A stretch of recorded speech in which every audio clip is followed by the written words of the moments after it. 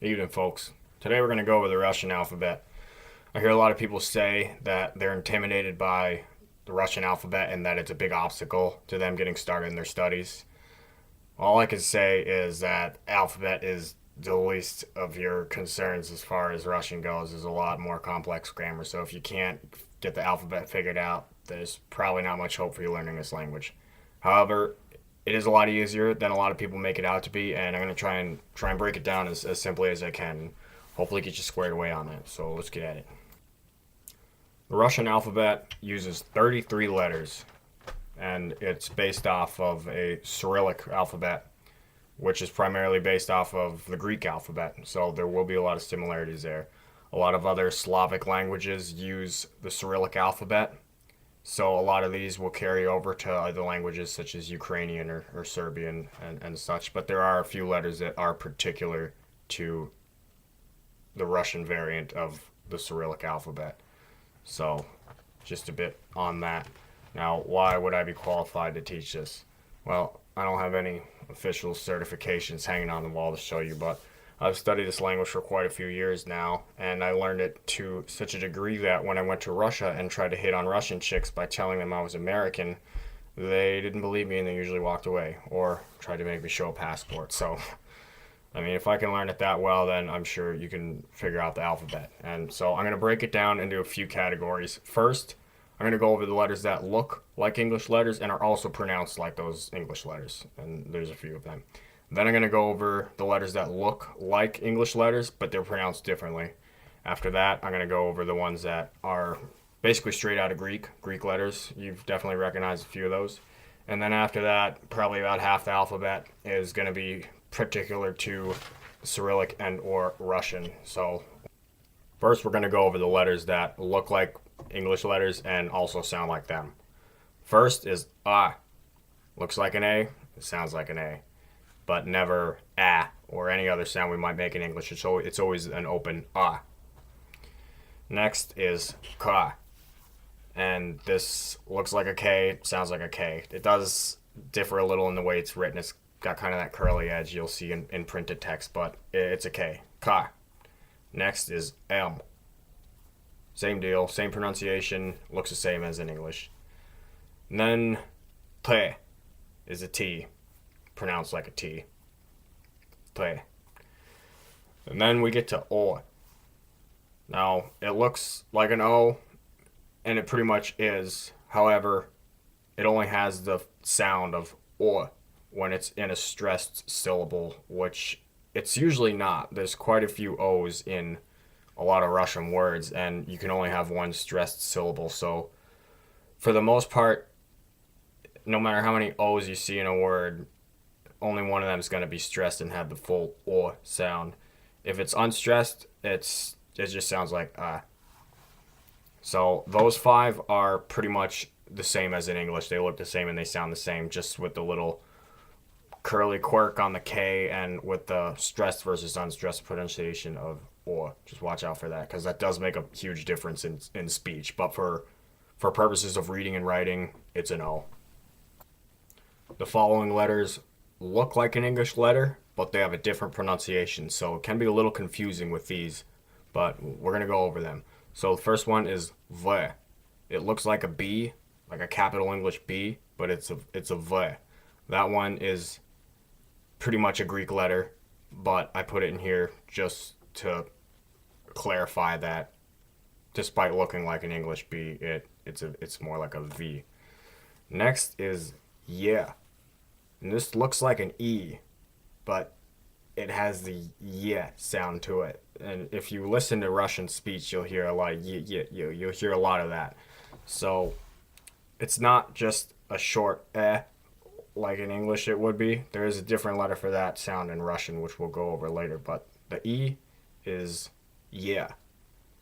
And when it's unstressed, it kind of softens a little bit. When it's fully stressed, it's a yeah, but then sometimes it kind of diminishes down to just like a yeah.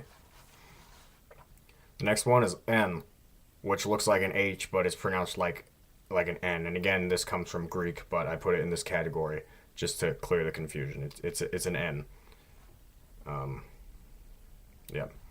And then the next one is there, and it looks like a P, but it's an R. This is also from Greek. And if you know how in Russian they would write USSR, it looks like a CCCP. It's SSSR. So that's a good example right there of how some of these letters look like English, but they are different. And the next letter we'll go over is S, which looks like a C. So there is a little bit of similarity there, but it's always S. It's always soft sound. It's never a hard sound like a K. It's always S. So remember that, like you see on the flags or whatever. SSSR. It's not CCCP, because then it wouldn't be Russian. And after that we have U, which looks like a Y, but it's the U sound, like two O's in a row. And I've noticed a lot of people when they're learning this, when they're speaking other languages, especially like this, there's a lot of little nuances. This letter in Russian, U, it's really short. Like some people would say oo, like how we say in English or whatever. But that's you're gonna sound weird saying that. So U, it's a short sound like that. And then after that we have H, which looks like an X. And it's not quite as guttural as you hear in like Arabic, that H. It's in between RH, which is rather soft. Russian doesn't have that sound, but it's in between that and that really guttural Arabic. It's a H. It's a little hard to get right, but like right at the top of the back of your throat, it feels like H. So those letters are the ones that might trip you up because they look like English letters, but they are indeed quite different. These next letters are straight out of Greek, and you'll probably recognize them if you were associated with a fraternity, sorority, for whatever reason you would do that. But some of them you would see in like math equations also. The first one is a G. G.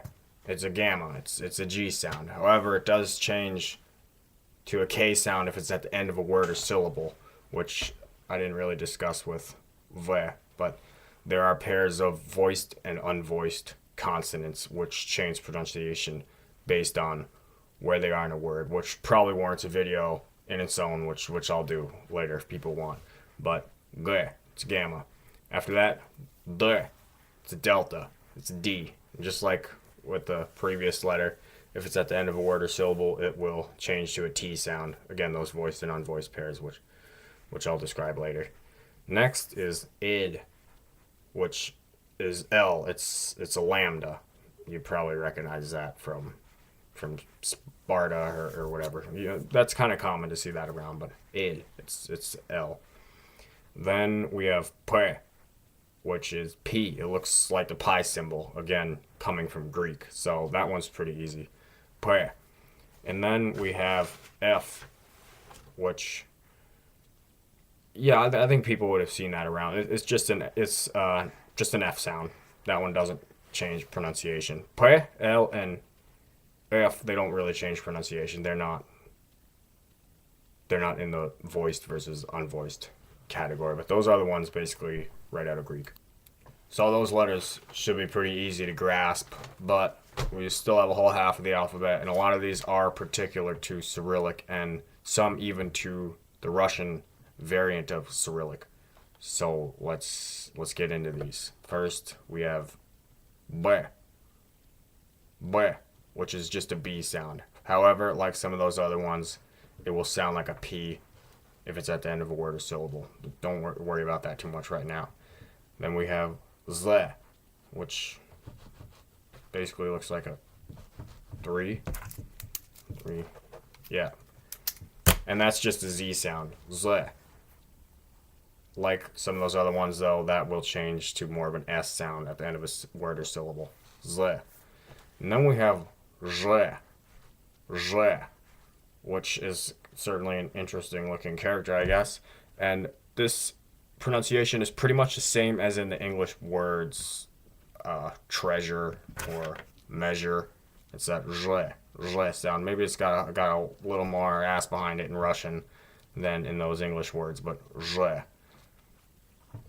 And then we have tle, which is like a TS sort of sound. Tle.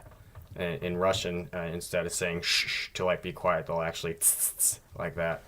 And that can be a little tricky to pronounce if it's at the beginning of words sometimes, especially when you're first getting started. But it's just a TS. Tle. And then, which looks kind of similar to it, so be careful, especially if you're trying to read handwriting. The next letter, tre. It's basically just CH, English CH. That one really won't change pronunciation to the best of my knowledge, so tre. And then we have these ones. I maybe should have put one of these in the look like English category, but it's quite a bit different actually. Next one is shre. Shre. And it sort of looks like a W, especially in handwritten, but I'm going to discuss the next letter with this one also because they look very similar, but this next letter has like a little tail on it. There's shre, and then there's she. She. And a lot of times I've seen the one with the tail on it, the she, being described, transliterated rather, as like a C or a SCH, SH, and people say to like pronounce it as if you're saying fresh cheese, like right in the middle there. I haven't really found that to be true. If anything, I've actually found this one, the second one with the little tail on it, I found that one to be more similar to SH in English, just like shh, shh. So that's how I would pronounce it, and I've gotten by pretty well pronouncing it just like in English, sh, sh, sh.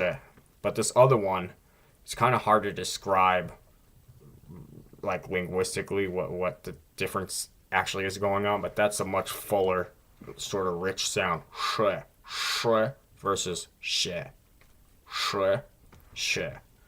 So yeah, those ones are a little weird, but you should be understood either way. So don't stress over that too much, especially if you're just getting started.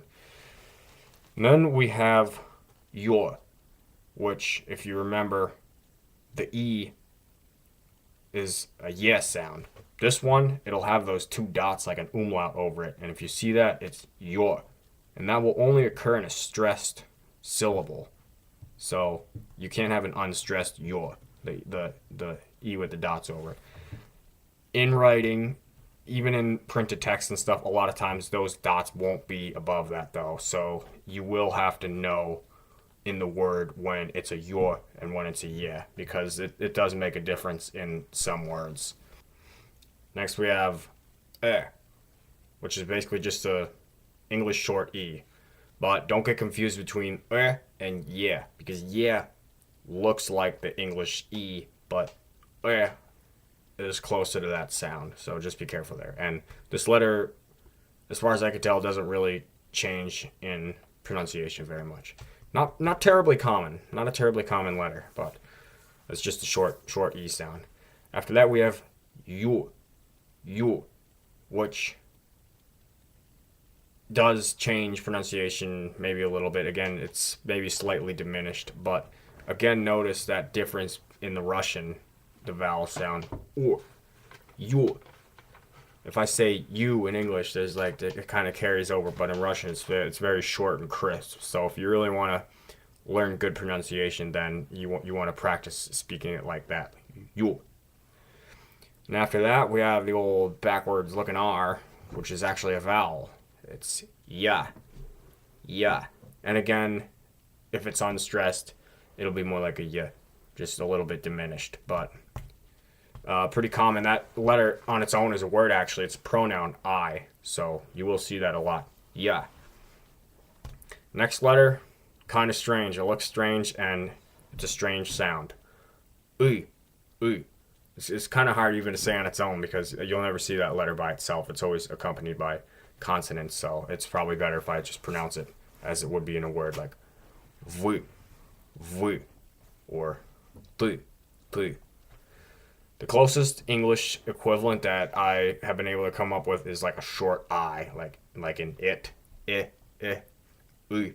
But there's a very distinctly Slavic sound to this letter, and it can be pretty tough to get it down when you're studying it, but until then, you could probably just get by pronouncing it like a short I in English, but uy. It's pretty common in a lot of pronouns. So yeah, kind of a weird letter. After that, we have what looks like a backwards, and this also is a vowel. It's e, e, like a I, a long I, or two e's together. E, and again, just like with the u, these vowels, it's a shorter sound. E, it's not e or e, like we kind of drag it out a little bit more in English. It's e, short sound like that. And I'll also discuss the next letter because it's related to this one. The next letter is called ikratkaya, which means short e. And it looks the same except it's got a little curve above it. Now, this letter does not have a sound of its own. It modifies vowels that come before it. It makes it like a vowel pair almost. And it basically just adds like a Y sound to it. So if we had an O and then an ikratkaya, it would sound like oi. Or if we had A and then ikratkaya, it would be I. So that's very common. You're going to see that a lot in different verb forms and in various declensions of words. So very common. It just adds that Y sound onto a vowel. And the next two letters also do not have a sound of their own. They modify the letter that comes before them. And the first one I'll talk about is called tvrdy znak, which means hard sign or hard symbol. It signifies that the consonant that comes before it is hard. And just like how there was the voiced and unvoiced pairs, there's soft and hard consonants. And there's a lot to get into, but I'll probably make another video on that. But this really isn't terribly common. It looks just like the B, but the flag is kind of going the other way. It just signifies that the consonant in front of it is hard sound. And I'll also discuss the next letter in relation to that. The next letter looks like a lowercase English B, is called mягкий znak, which means soft sign. And this one you're going to be seeing a lot more often than the hard sign, because if a consonant is just on its own at the end of a word or a syllable, then it's a hard consonant. So we really don't need to write the tvrdy znak most of the time, except when it would otherwise be assumed that it's going to be a soft consonant. But this also can be pretty tricky to get the pronunciation down when a consonant has this mягкий znak after that.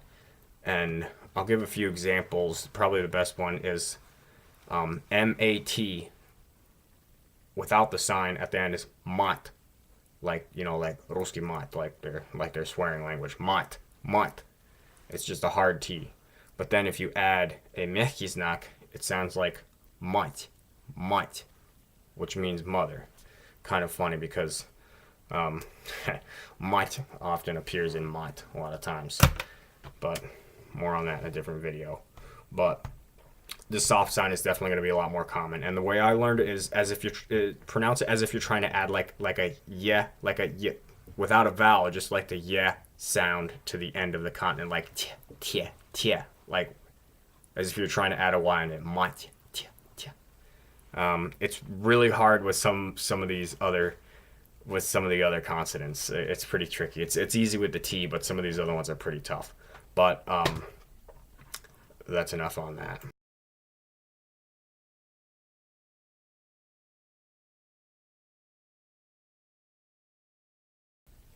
So that's about it as far as that alphabet's concerned.